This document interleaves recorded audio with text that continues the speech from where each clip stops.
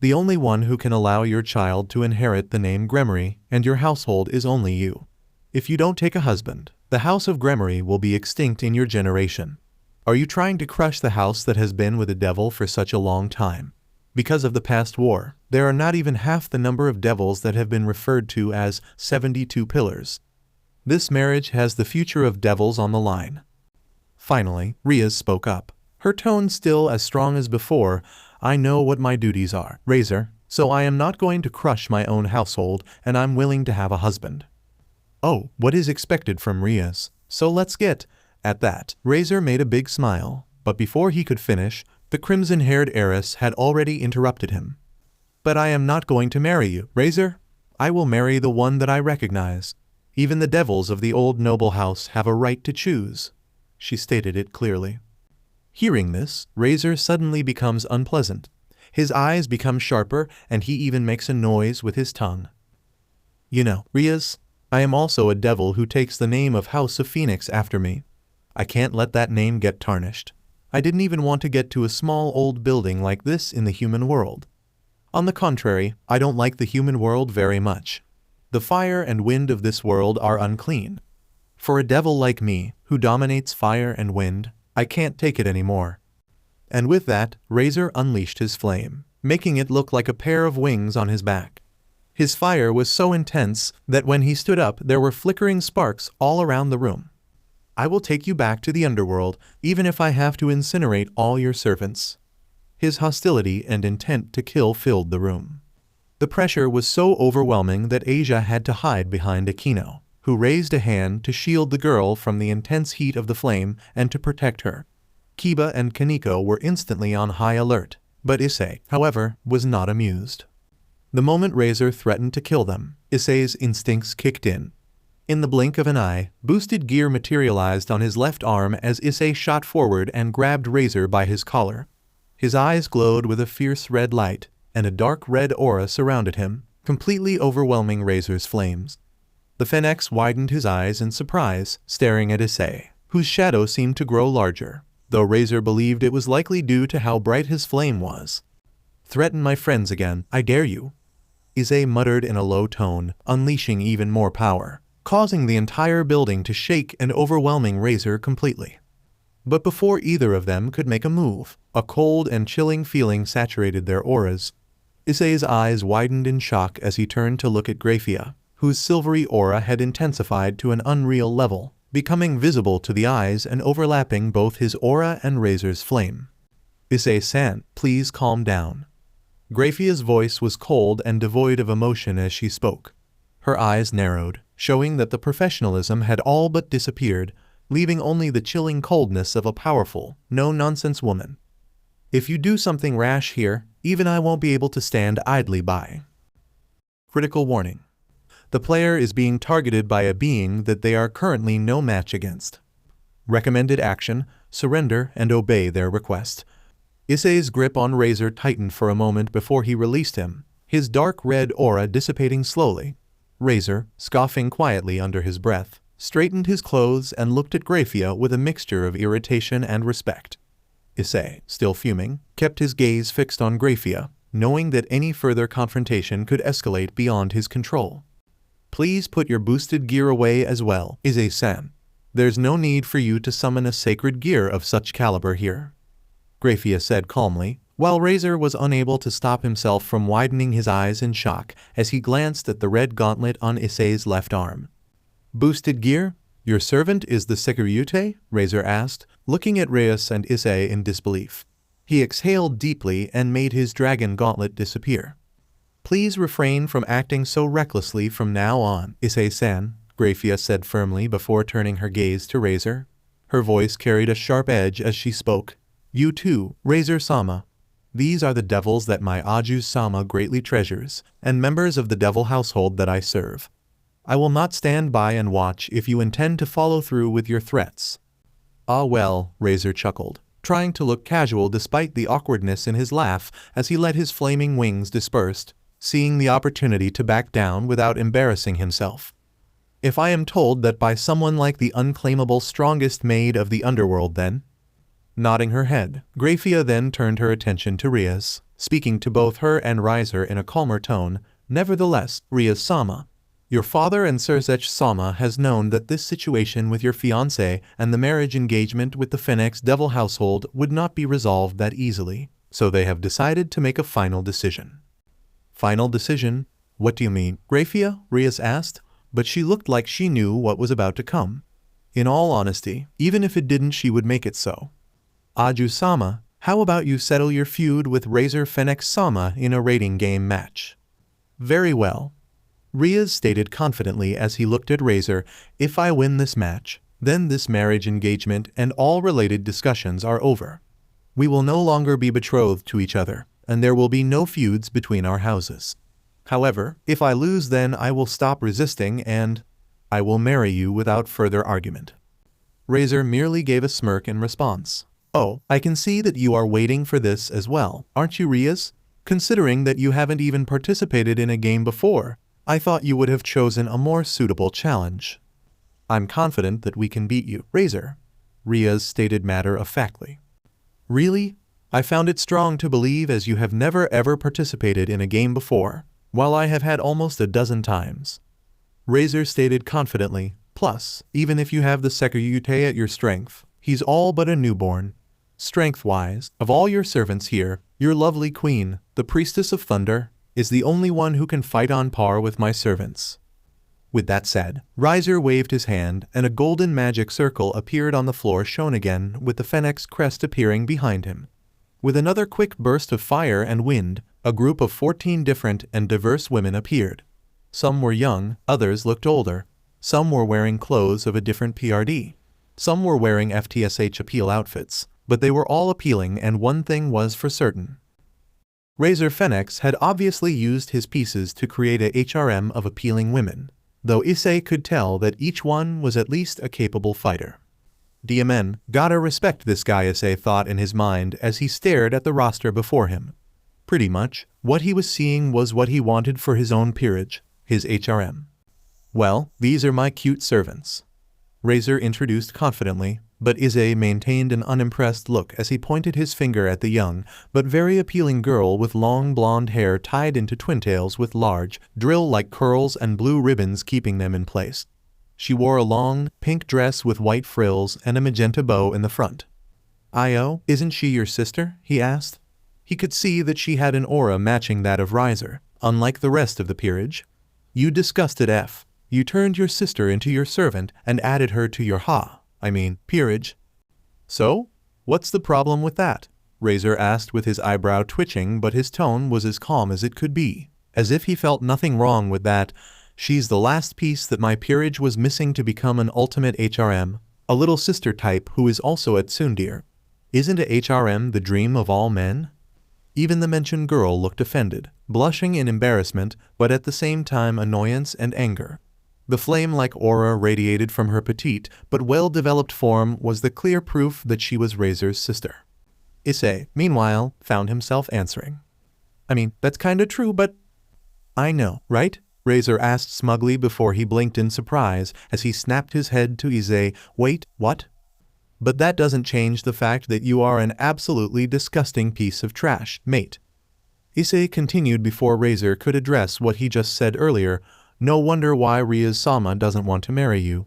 You are clearly just one of those disgusting womanizers who has an overinflated ego just because you are born with a silver.